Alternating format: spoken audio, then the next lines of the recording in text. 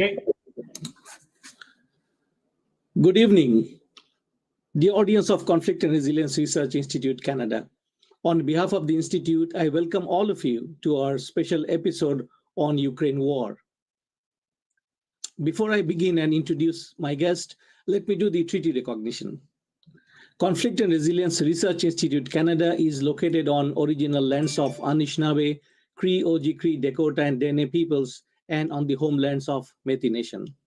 We respect the treaties that were made on these territories. We acknowledge the harms and mistakes of the past, and we dedicate ourselves to move forward in partnership with Indigenous communities in a spirit of reconciliation and collaboration. The audience, we are running Project IDEA since May this year. Project IDEA is funded by Department of Heritage under the Digital Citizenship Contribution Program. IDEA stands for Identify, Demystify, and Empower Ukrainian and Russian diaspora in fighting disinformation on Ukraine war. The project supports Government of Canada's couple of objectives, such as it helps to develop the tools and skills necessary to better equip Canadians in the face of disinformation and other online harms. It builds capacity to address disinformation and other related online harms. And it empowers Canadians to take steps to mitigate against the potential impact of disinformation and other related harms and threats to our country's democracy and social cohesion. The project IDEA has three parts. And firstly, in this project, we are looking into analyzing and determining trends and propaganda through artificial intelligence-driven tools. Secondly, we'd like to demystify propaganda through subject matter experts and podcasts. And this is one of the initiatives today you are being part of. And finally, we are running 5 workshops from October to February next year.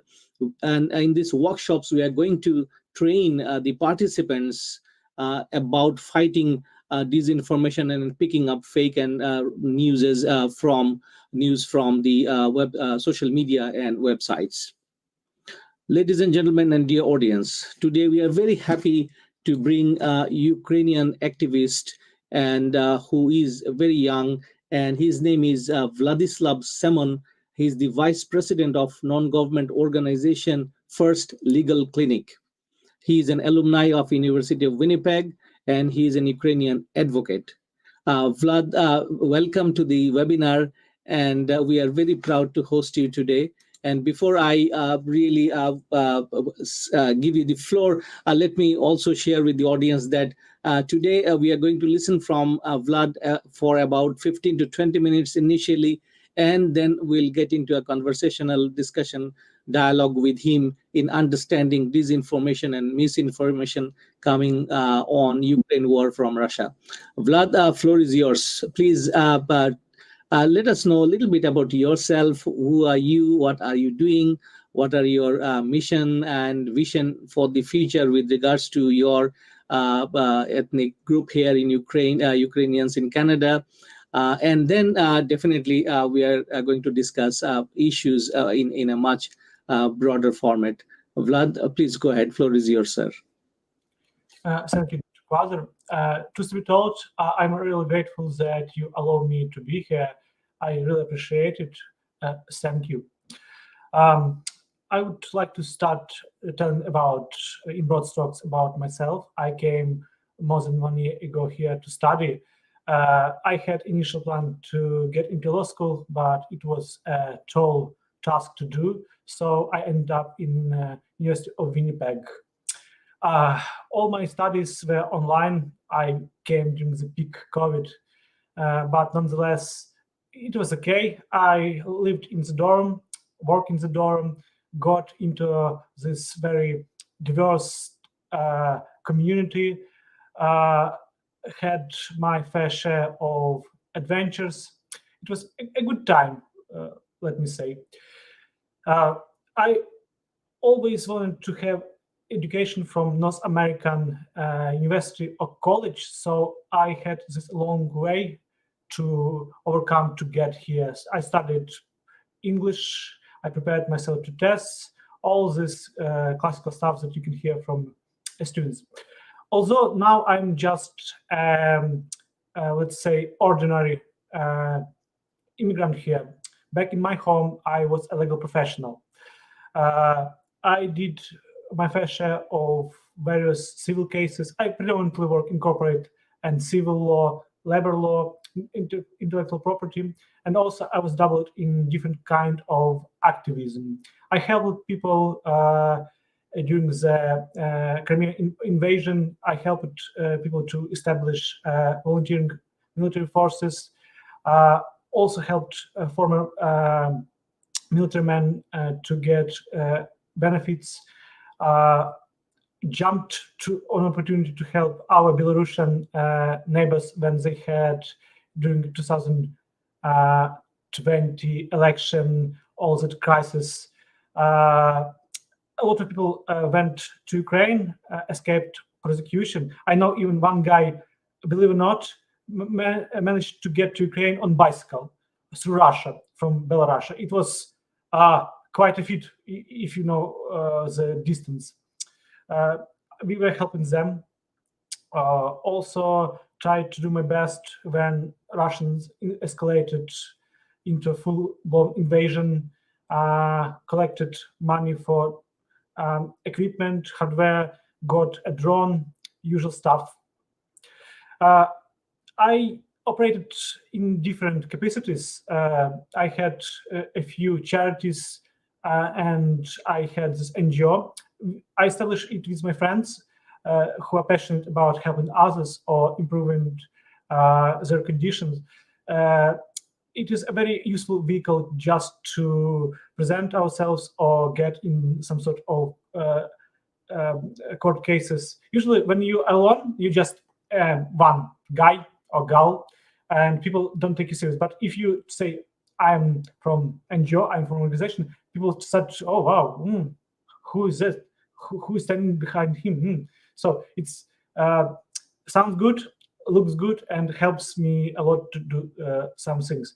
I of course miss that it's a discrepancy between my status like in this country and back home, but nonetheless, maybe one day I will have enough knowledge and chops to create here some sort of NGO.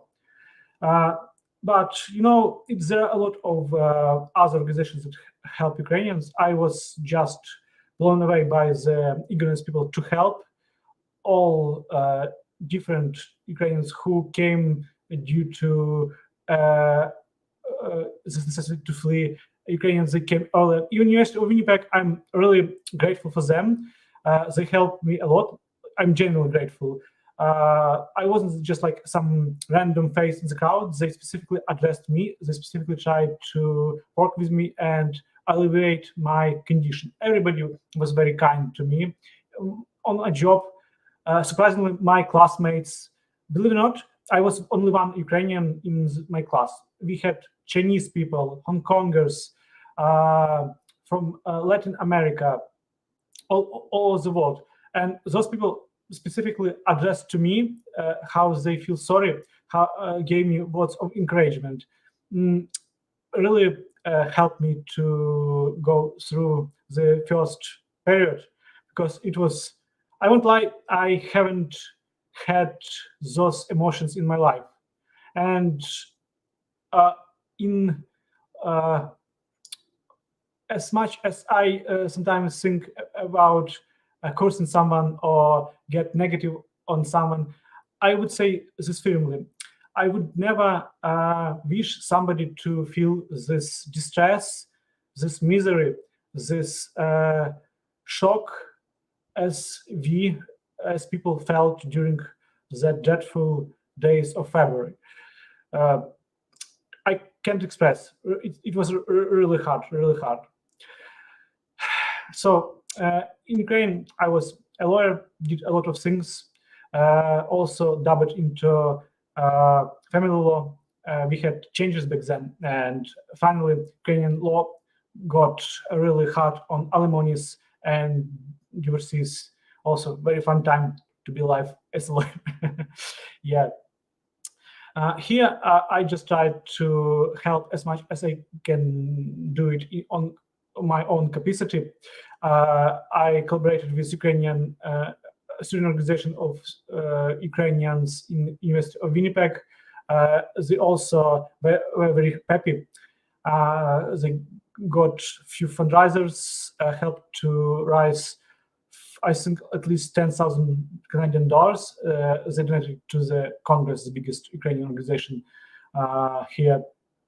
So I also tried to cooperate with other people.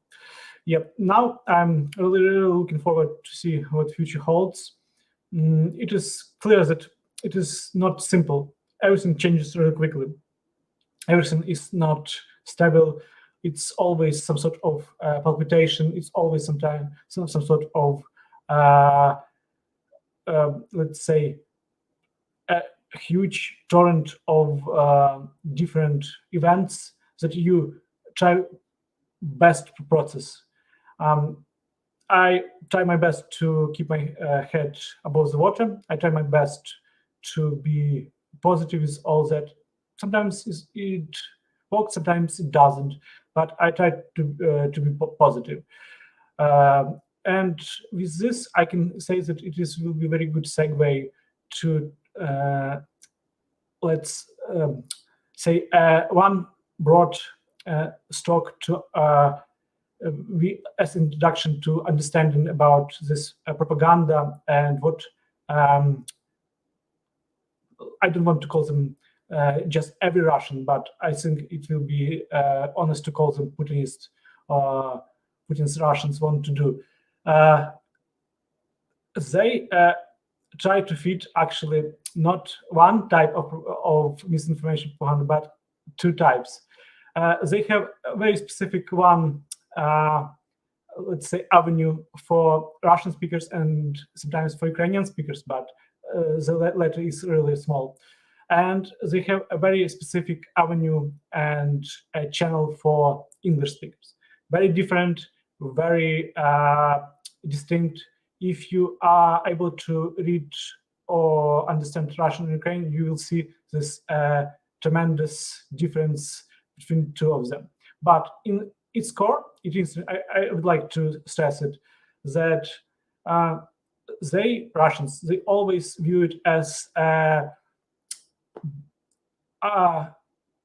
attempt to explain why there is only one identity, why there is no Ukrainians, why Ukrainians are artificial nations, and why it is in their whole duty and their sacrificial right to destroy Ukrainians and wipe and eradicate our culture, our language, our way of life. For Russian speakers, they very adamantly push this narrative that there is only one identity, it's Russian identity, and they have exceptional right to exercise this abdication. And for English speakers, they try to use this primitive, very platitude war with fascists, war with Nazis. I remember back in 2014 when Crimea happened, an Eastern proxy war, when they helped Eastern separatists. I remember that the whole internet, English-speaking internet, was flooded by strange message of simple English-speaking people who were talking about fascists, like that. I was, interesting. So almost exclusively, North America knows Germans during World War II as Nazis. But suddenly everybody talks about fascists. Like, interesting. But fascist is very specific misnomer that Russians and Soviets would use. And of course, my favorite, this primitive, this stupid, this ugly Soviet English. On the early stages of propaganda machine starting up, they employed either some sort of people with limited knowledge of English that used this specific taught in school English of Eastern Europe. It has this very weird vocabulary, very limited grammar and means of communicating. And when you read, you see this bon keyboards strange sentences, and I don't know what are they trying to do with that. It's clear that they had budget, and in true Russian manner, they decided, nah, we'll still have other half will suffice for cheap labor, and we'll just report that everything is fine. This is another interesting feature. They have money, but money is not always gives them upper hand or any advantage. It's like money just disappears, and they use the most primitive, the worst type of propaganda they can do. On question of money and influence, it's clear that it's not. I would put it that way. It's clear that they have ability, Russians, to reach other countries in different ways. It's through the cultural organization, through the people who adjust to Russian culture or Russian cause, through the embassies and diplomatic channels. In Ukraine, they acted through a bunch of pro-Russian politics, influencers, and people who would propagate Russian ideas for money. Usually, those people would act as some sort of concerned party about Ukrainian future, who would use this, as I thought, very old trite remark about, no, there is no Ukrainians, but only one Russian huge nation, and we need to protect it. If you don't agree with me, you're a fascist, you're Bandera, and other derogatory terms.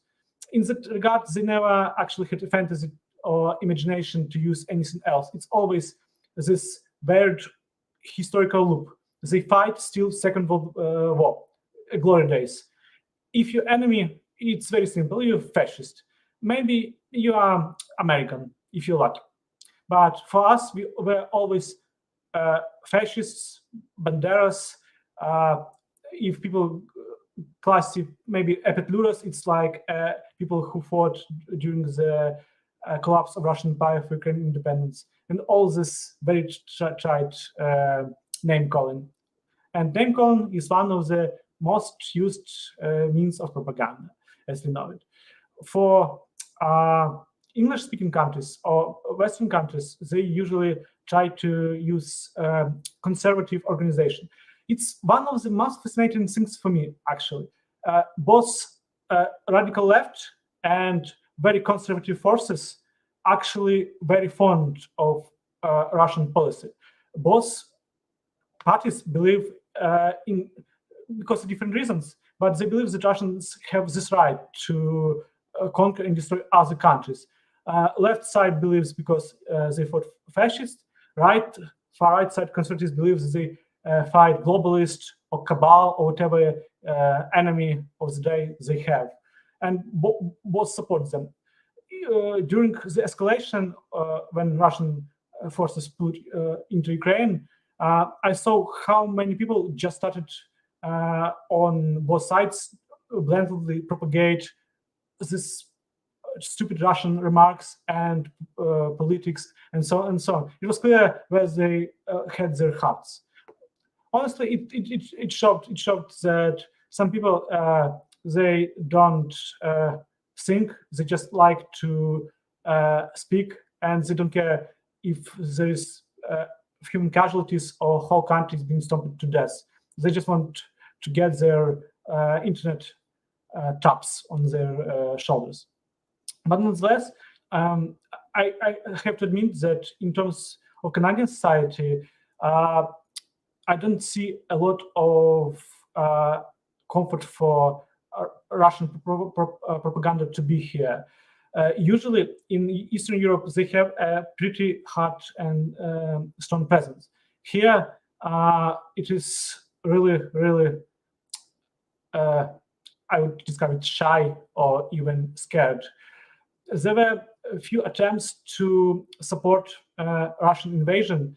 I remember during the first months, I think it was the end of January, in Winnipeg, there was like a very minuscule small meeting, no war with Russia. It had usual suspects. It had local communists, some Ukrainian socialistic temple, Stalinist group, and some other people who tried to do a meeting, but it's one of those meetings, where they report to the, I think, some just to report. 5 people, few posters, and they didn't even went to Portage. They were in some back road just to show that they were doing it outside. Clearly, they were not comfortable. There were no additional resources to do it, and clearly they were afraid that reaction of people will be very dire for them. I also very grateful that even in the crowd of young people, students, pupils, there is no sentiment for Russian propaganda. I remember I specifically made effort to research about how young people here react to that very negatively, even on this like anti-establishment level, on jockey level. People even didn't engage in writing these symbols. One case I heard, there was in University of Ottawa when some, I don't know, maybe it was a prank, maybe just some Russian activist. Somebody started to make these symbols and put them on campus, but campus reacted very badly, and even local police said that they view it as hate crime and they will investigate. Yeah, of course, sure. Nobody was prosecuted, but the message was clear. This kind of behavior won't be tolerated, and I'm really grateful. All other places, even in Toronto, somebody tried to put a Z on a storefront. Reaction was immediate, and those people they decided to turn it off. So Skanai society is adamant and vigilant. People here, they, as much as they have their own problems, they don't want to condone this type of behavior. They will react adamantly about that, and really grateful. Yeah, Canadian society has a lot of Ukrainian DNA, and it is very different, diverse, and it reacts in a healthy way. I honestly appreciate when all people from all walks of life, from different countries, they react in proper way. The one funny anecdote I want to tell is that I had a very good classmate friend, a Chinese guy, and we spent a lot of time together. One day we were in Freshco line to the cash register, and I'm talking to a guy. I started to talk with Indian. Indian made assumptions that I'm Russian. I just started to breathe in air to give this like monologue why I'm not Russian in different, but my Chinese classmate just jumped before me and started to explain differences between Russians and Ukrainians, about war and about why we have animosity. So really grateful that people here, they have this inner strength to say no to propaganda. Thank you very much, Vlad. What a wonderful explanation of the situation and what you have seen over these past couple of months after the invasion. Thank you so much for sharing your own experience with the audience. As we discussed earlier, let's get into a discussion with you. And I have a couple of things to share with you, and I would be appreciating if you kindly share your opinions on that.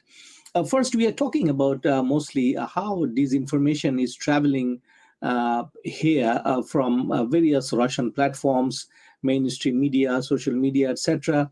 So you have given us some idea, and you are very confident that it has lesser impact here.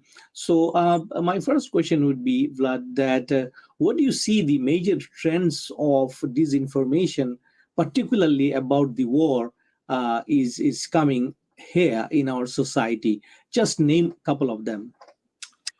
I think there are two main trends of Russian propaganda that are trying to penetrate society.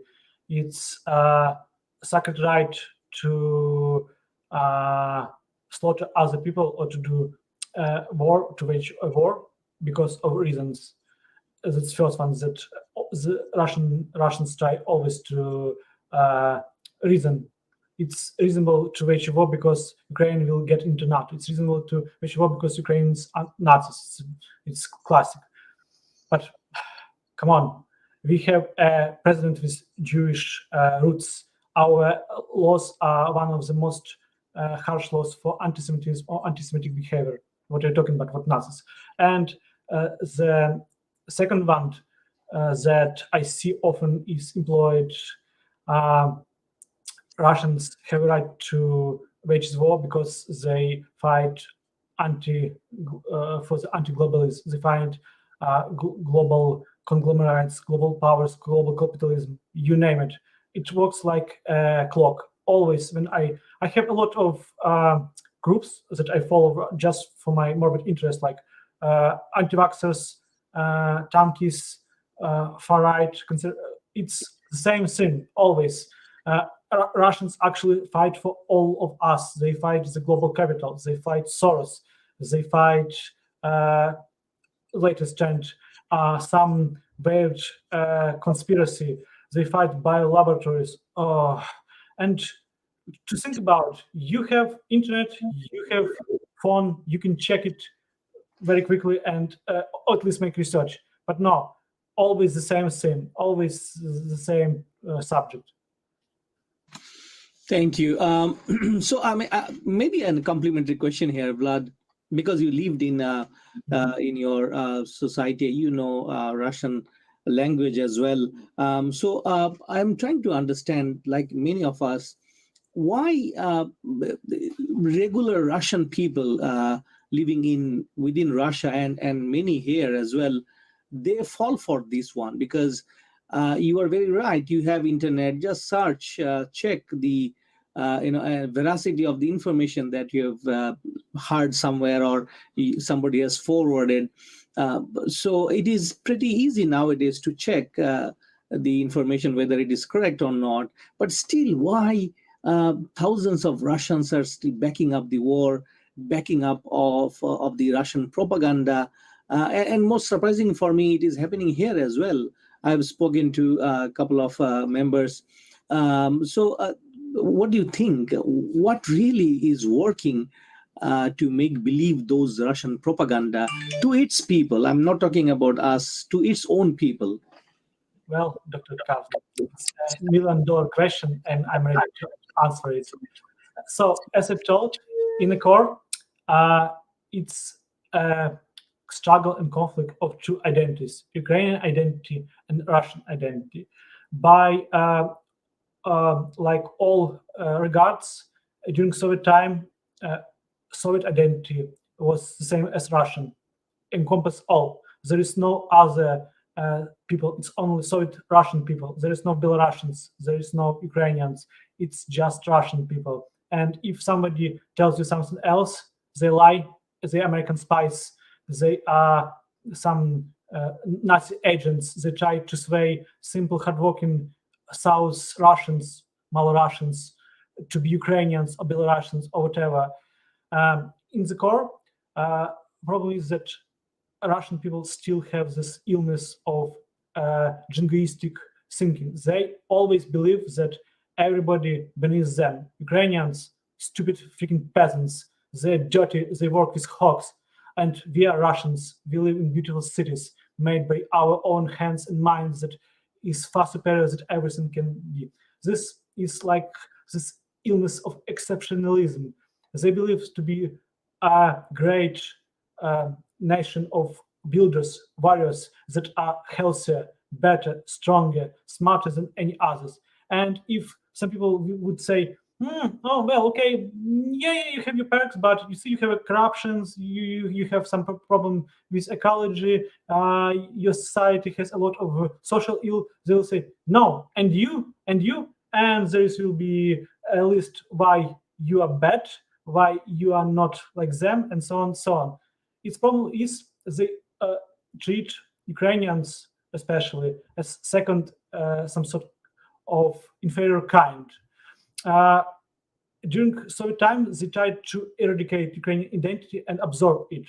If you try to do and be very like notable Ukrainian, there will be some questions. There would be some question to you. I like to present this explanation to all my English-speaking friends. There was once a very good and notable Ukrainian dissident, Levko Lukyanenko. He was a lawyer. He studied in, I think, Moscow Law School. So when during his first year of studies, he once heard as his classmates were talking and making jokes on national basis, like jokes about Georgians, jokes about Chukchas, usual stuff. It's like jokes here about Indians or about Australians. It's like a national stereotype. So he was listening, and they were talking jokes about Ukrainians. He was listening, and said, "Oh, I know a joke about Russian. I can tell you."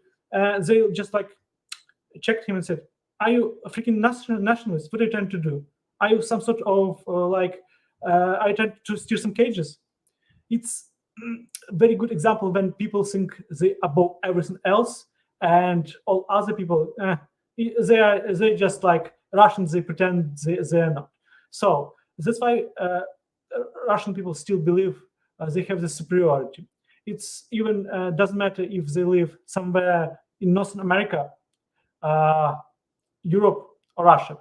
They still believe they are superior and better. And we as Ukrainians can have claim for a state, nationhood, or culture. We should be indeed eradicated because we exist only because Polish shenanigans, support of Nazis during Second World War, now United States and the Western world. More, one of explanation why Russians sometimes, in their words, lose ground, it's because Russia fights not with Ukraine, but the whole Western world as it is. It's NATO, it's allied states, everybody fights Russian, but Russia prevails even in this condition. Again, exceptionalism, superiority, and I wish people just would overgrow it. I wish people will see as this not as a boon, but a hindrance, as some sort of things that will kill. Because one thing is just to laugh at expense of silly Ukrainians, смешных хохлов, how they say, and another thing is to kill people and deny them try to speak their language. And you see, it's like a bitter truth. It starts very easily from laughing at a guy who speaks another language. In 20 years, it ends up with tanks rolling on the ground and killing people. Think about it. I honestly now I understand why Western society frowns upon this practice of starting to mock or laugh at expense of other people's identity. Yeah, I think you should frown it because it ends in bloodshed and tragedy. Thank you. What a wonderful discussion. Vlad, thank you so much for giving us a, I would say, quite expensive explanation of how people fall into these, bigger ideas. And you have possibly rightly mentioned that these narratives are sold to Russian people, and they are consuming these things even in the event of war. Vlad, I'm moving to the second question. It's not a, I would say, separate question. It's coming actually from the initial one. In our country here in Canada, we have seen a couple of discussions going on around with regards to Azov Battalion. I'm sure you have some idea who all are with the Azov Battalion, and specifically their presence before the full-scale war. And in some of these medias, it is written that in the West, we are under reporting the impact of Azov Battalion because clearly before January, let's say up to end of 2021, it was really a formidable group of people where neo-Nazi ideologies were found. And it was reported several times that people have traveled from North America even for the white supremacist groups and neo-Nazi sympathizers traveled there and got trained in the Azov Battalion. So we have that discussions going on for some time, as I said, till the end of 2021. And when the war started, we understand Azov Battalion fought heroically in Mariupol, especially defending the steel plant, and many of them were captured and killed, and possibly many of them are still under Russian jurisdiction. So, in this whole debate of Azov Battalion versus neo-Nazism and Russian initial claim, which you also mentioned today, about cleansing up Ukraine from neo-Nazis. So where do you stand here, and tell our audience about this question of Azov Battalion and the war itself? Okay, it's again a very good question, and I'm ready to dive in. To understand the let's say complexity of this issue, I would like to give a little bit of backstory of the unit. It's I see that usually it's often presented as like in this very let's say clickbaity way, when they say, "Ooh, you see, Ukrainians created full-blown battalion of Nazi sympathizers. You see, here's the photo." But truth to be told, here's the catch. Yeah, I won't deny the photos of people waving some sort of Nazi paraphernalia or making some sort of gesture. But they, to understand why they're doing it, you need to note this. Before 2012, before Maidan and fall of Yanukovych regime, our leadership, it was almost very close like Russian in mentality. They also tried to use old Soviet and Russian virtues, like we are a successor of great nations that fought fascism. We defeated Nazi. And you know what? Younger generation didn't care about that and almost exclusively used different opposite views just to mess with older generation establishment and people who would propagate this virtues. So in many regards, some people who do Nazi salute, they don't do it because they believe in ideas of Hitler or they want to slaughter Jews. They just want to show old establishment that they don't care about their views of them. No, of course, I believe there can be some sort of people who have their own things to believe in, and they can be that demanded. I won't argue that. But on all other regards, it's more like behavior to rebuke, behavior to show defiance. And you know the best thing, you can, if you Google, you do not need even to Google very deeply. You can actually do very surface search. You can see that there are a lot of Jewish people in Azov Battalion who use Jewish symbols together with Ukrainian symbols. We even have this a joking name for such people. We call it Jewish Banderovets, Zhidobanderovets. That is oxymoron. It's like things that couldn't exist. Still, we do it, but Russian, they put only one side of the picture. In all aspects, I would say that Azov Battalion is a highly right organization, but not Nazi, not Nazi-like organization. Maybe there are a few bad actors here and there, but even when they show a photo of somebody doing Nazi salute, it's not because they are fond of ideas in the main camp, just because they want to rattle some cages, no more no less. Honestly, and some things came from their roots. They were just in the beginning group of the street hooligans. Yeah, of course. You need to understand that there is a little bit of difference between Western societies and Eastern societies. We only started our way into revising our history, understanding our past after some time. You had like a very good head start in 100 years. we need to come our way in our own terms. There will be some strange discrepancies. There will be some strange things that Westerners will see and say, "Oh my God, I think they are baddies. I think they may be Nazis even." But trust me, we will get with that. We are working with that, and one day you will see that mostly it's deformed in terms of information. Thank you so much. I think another wonderful explanation here, and I was not aware that there are or there were actually Jewish people within the Azov battalion. Thank you for bringing it up. So Vlad, I will switch to a different direction now, asking you, because you live here with us in the same city, and I'm more into asking you, what do you see the impact of war in intergroup relationship? Let's say Ukrainian and Russian here, because there are many Russian students are also pursuing their higher studies in University of Manitoba, Winnipeg, and Central Mennonite University.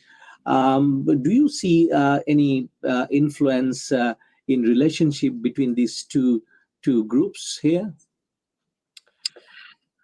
Yes, I can tell you that war influenced sometime, in some cases, in good ways, some cases in bad ways, of two communities. On a ground level, on the level of university, when I studied, I was resident advisor. I was in charge of a lot of things in the dorm. I was a lowest figure of authority. We had Russian individuals in the dorm, but I never had any problem with them. I was polite with them. They were polite. They didn't give me any unselected thoughts about my country. They were even friendly. I can tell you, I was friendly. I have a rule. I would never attack other person if I'm not provoked or not attacked. So as much as you would like to think about Russian superiority, if you leave it to yourself, calmly, it's your way, it's your lifestyle. Live as you want. However, I would say that it is clear that animosity between two communities now is on another level. Before that, Ukrainian diaspora and Russian diaspora had problems. They were, let's say, in this like almost a village struggle. For example, we Ukrainians view World War II as a very tragic event because it was Ukrainians killed other Ukrainians. We honestly don't want to celebrate it. But Russian community views as a great victory of Russian nation, so they would celebrate it. So usually during these dates there would be some sort of activities, and allegedly, it's just allegedly, okay? I know that sometimes Russian after when Russian perform some sort of Memorial Day activity for celebration of the victory, some their things will disappear from certain places. Allegedly, I can confirm. Also, sometimes people will, if you're talking about Russian church, sometimes there will be a splatter of red paint somewhere, because Russian church is one of the power players in all this regard. They also do not condemn or even propagate thoughts that Russian people are okay to kill Ukrainians. And it's true. I have all my receipts saved. During the invasion, on some dead bodies of Russian soldiers, there were like small icons with like this blessing to eradicate, in its verbatim, to eradicate Ukrainian nation from the planet Earth. So yeah, Russian church does what it does best, propagate Russian propaganda. And during the first week, it was clear that it was like a very, how to explain, it was a standstill. I heard that during first days, many Russian people didn't know how to react properly, because if you support invasion, well, okay, there's a lot of angry Ukrainians. If you do not support, well, okay, other Russians will throw up in you. So people were very cautious, angry, and they didn't want to do stupid things. However, there were always a few vocal dummies that would very gladly and loudly speak on Facebook, on public places about that. Thank God, at long last, Putin will deal with those pesky Ukrainians. And it didn't help. As I remember during first rally, I heard a lot of people were voicing their dissatisfaction with their Russian colleagues or Russian peers who would dare to do this audacity to speak to them about, oh, thank God, your fascist regime of Zelensky will fall soon.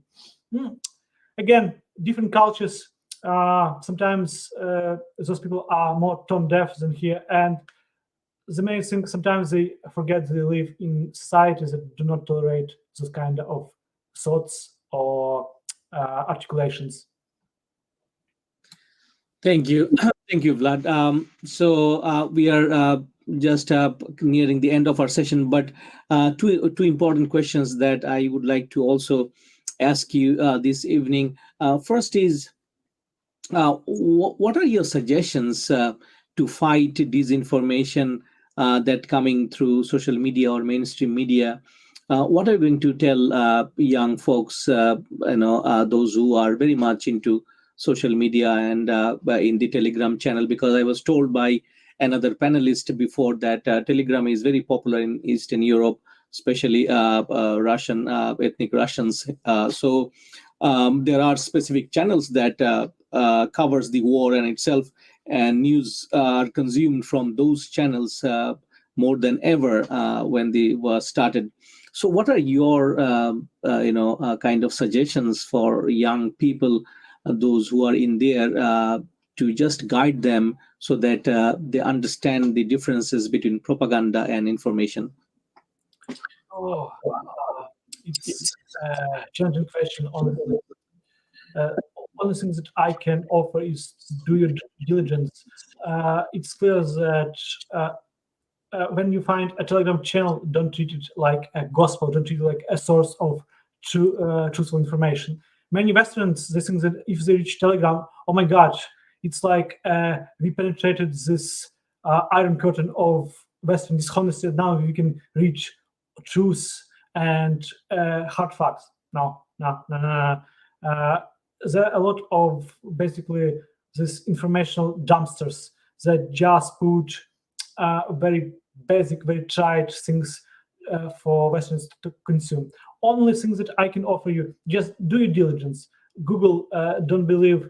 And I get that young people, they like to be defiant. They like to be against its establishment. They like to challenge status quo. Okay, I get it. I get it. That's why I don't afraid when 16 years old run around and talk about how good Putin fighting the Western conspiracy. I know. You will grow up. It's okay. You will grow up out of that. Honestly, just don't believe everything you read. Do your diligence, and remember, with all these numbers, with all these words behind about glorious Russian victories, there lies Ukrainian casualties. The people like me, like my family, that's still in Ukraine, that can be dead and lie dead. You can't believe how privileged you are, that you are living in a peaceful, prosperous place that haven't seen war since, like, I don't know, 200, 100 years ago. You are blessed. You will never understand that. Mind you, that under each funny video with Kadyrovцы or whenever Russian propaganda will split you the Ukrainian lives. Yeah, you can laugh, you can talk about fighting globalists, but their lives at stake. Maybe one day you will understand, maybe not. But I urge you to think about it. Just please use your mind.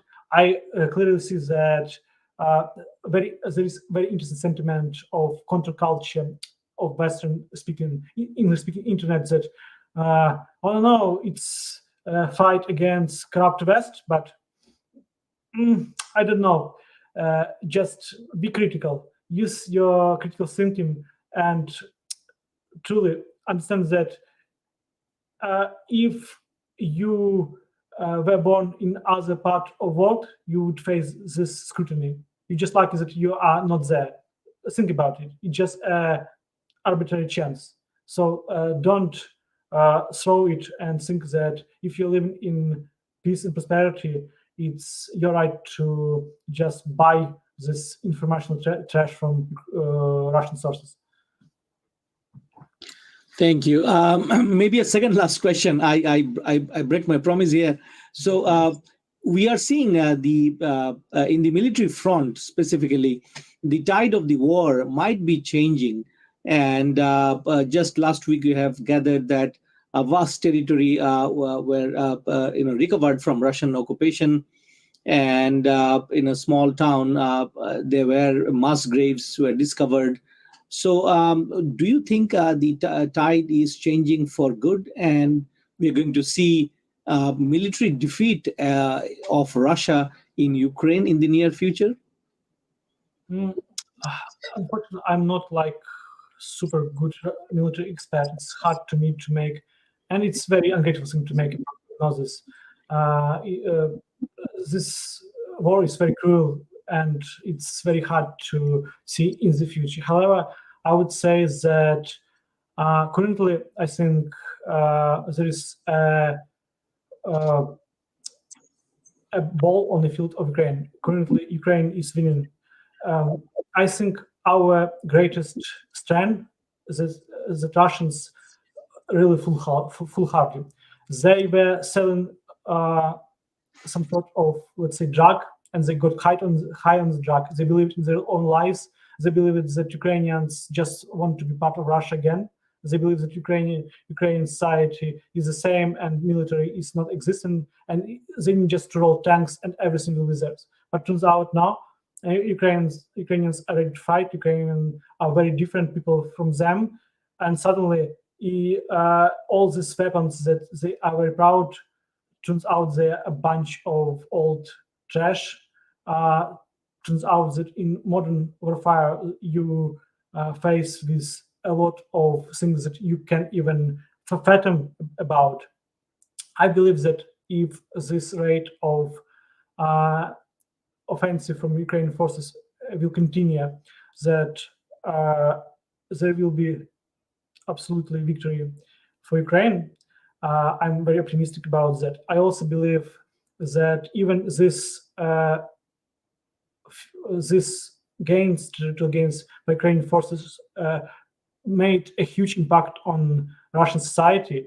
I honestly spent 2 days just Googling and seeing their comments, and some of their comments very fatal. They think that this is start of the end.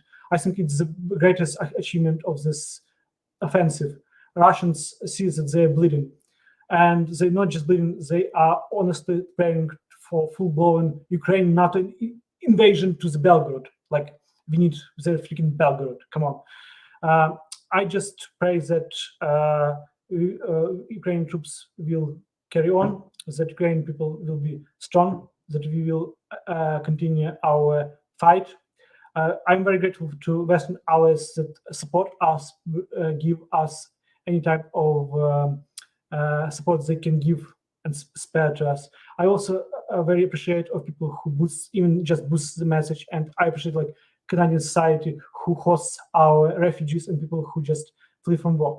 I think with all this support, with all this investment, Ukraine has everything it needed to overcome and win. And mind you, if Russia trembles, if this Putin's regime will fall, you will see a very different Eastern Europe. I guarantee you, the day Putin will be deposed, Lukashenko will be deposed too. It will be a domino effect in Eastern Europe, and countries will be very different. People will be different. Even Russians, they will be also different from this change.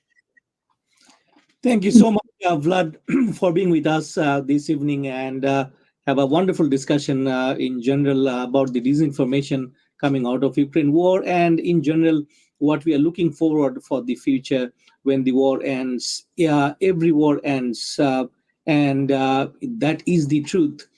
But what is important is after the war, how people and the societies regroup and reconcile and live together. That is more important. The audience, we all know the devastation of Russian invasion in Ukraine. Most of the Ukrainian major cities are devastated. The infrastructures are damaged. Houses were damaged. And we are not even talking about the human toll here. We're just trying to bring attention to all those who are listening this webinar and will listen in the future, that the war has a severe cost in terms of human beings on ground. And this cost is not only limited within Ukraine, it is far beyond. And look at the comments of Mr. Vlad this evening. It has impact of Russian living in Winnipeg here and the Ukrainian themselves. So we all denounce war, we all suggest, we all advocate peace and peaceful resolution of all conflicts in the world. With these little words, let me remind our audience that we are having workshops from October, and we are going to invite Mr. Vlad as well to speak and share his thoughts with the workshop participants, where we are going to explore our artificial intelligence-driven tools that we are going to create and to share with the participants so that they can use and detect disinformation and misinformation about the war. Thank you so much, Mr. Vlad, for being with us. It was our pleasure to have you with us and listen to you intently about the Ukraine war and your thoughts on it. Stay well rest of the evening, Mr. Vlad, and we'll be in touch again soon. And dear audience, stay well wherever you are, and support Ukraine in fighting the war against Russia and all kind of problems that Ukraine is having now. Let's stand beside Ukraine and support Ukrainian in whatever capacity we have. Thank you very much and stay well. Good night. Thank you.